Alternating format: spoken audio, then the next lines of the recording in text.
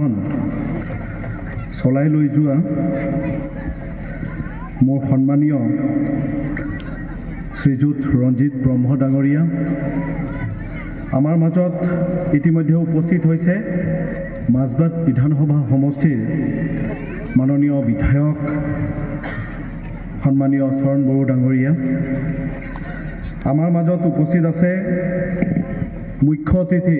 গাহাই আলচি, আমাৰ বড়ো সাহিত্য সভাৰ বড়ো থুনলাই আফাদৰ গাহাই নেহেথাৰী সাধাৰণ সম্পাদক সন্মানীয় মন্ত্ৰী নীলকান্ত গয়াৰী ডাঙৰীয়া, আমাৰ মাজত উপস্থিত আছে আমাৰ সন্মানীয়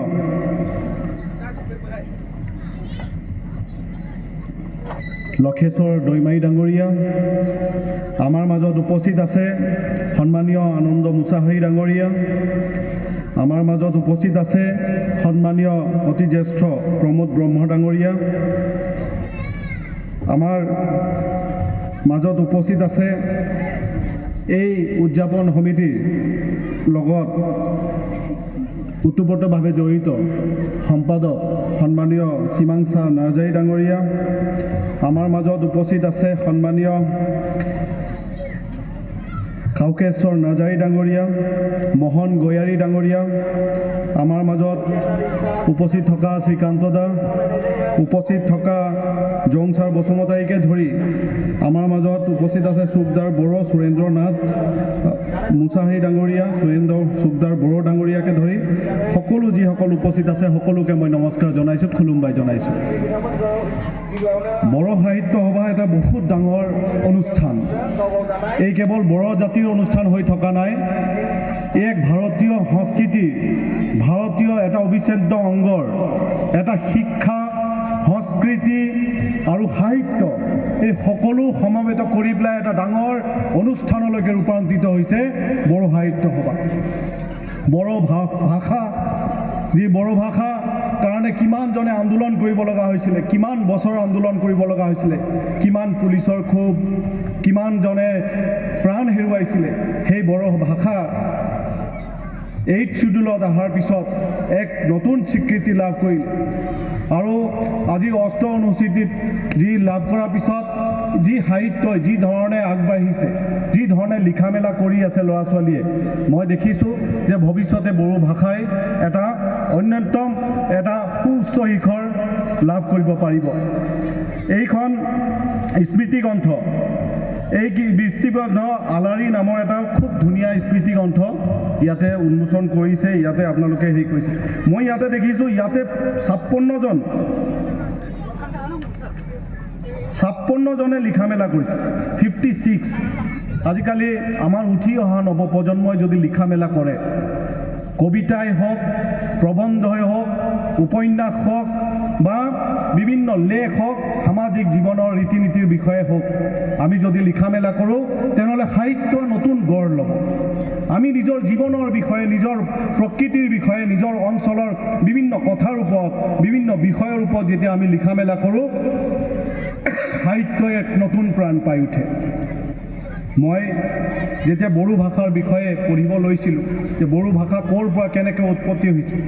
কেনেকৈ আহিছিলে, বহুতে ক'বলৈ বিচাৰে চীনো টিবেটিয়ান যিটো এটা ভাগ আছে য'ত বড়ো ভাষাৰ উৎপত্তি তাৰ পৰা হৈছে, চীনো টিবেটিয়ানৰ পৰা, আৰু টিবেটিয়ান বাৰ্মান লেংগুৱেজৰ পৰা, এই ঠাল ঠেঙুলিৰ পৰা বড়ো ভাষাৰ উৎপত্তি হোৱা বুলি ক'বলৈ বিচাৰে। আৰু এই বড়ো ভাষাৰ যি ধৰণে অৰিহণা আছে, এই অৰিহণাত যথেষ্ট ল'ৰা ছোৱালী, যথেষ্ট সেই সময়ৰ আন্দোলনকাৰী, বিভিন্ন ধৰণৰ ছাত্ৰ নেতাসকলে বিভিন্ন কাম কৰি গৈছে।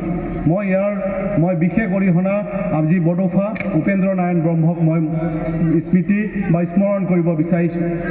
তেখেতে যি ধৰণে বড়ো ভাষাৰ যিটো আমি পঢ়া শুনা বড়ো ভাষাত কৰিব লাগে, পঢ়া শুনা বড়ো ভাষাত আমি শিকিব লাগে, এক ধৰণৰ যি ধৰণৰ এক ছ'চিয়েল ইমাৰ্জেঞ্চি এটা বনাব পাৰিলে, সেই ছ'চিয়েল ইমাৰ্জেঞ্চিয়ে আজি বড়ো ভাষাক এক নতুন মাত্ৰা প্ৰদান কৰিছে বুলি মই ভাবোঁ। আৰু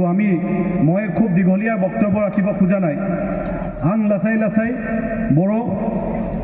চেলেংডং বড়ো ৰাও চেলেঞ্জাৰ মই লাহে লাহে শিকি আছোঁ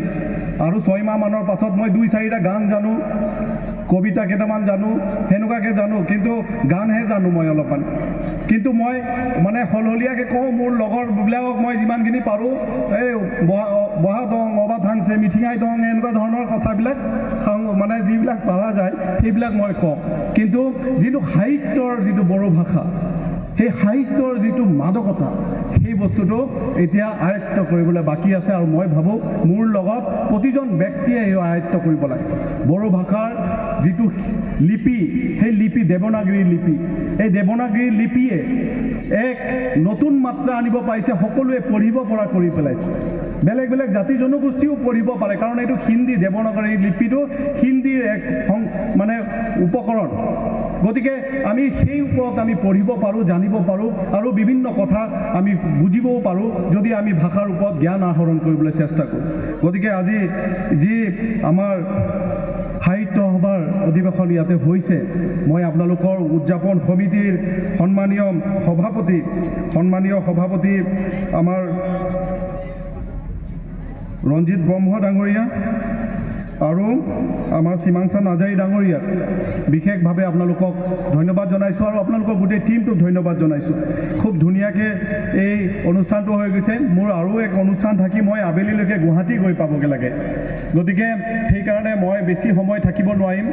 কিছুমান ব্যস্ততাৰ কাৰণে ইমান ধুনীয়া এটা অনুষ্ঠান এৰি যাব লগা হোৱাৰ কাৰণে মই নিজে অলপ দুখিত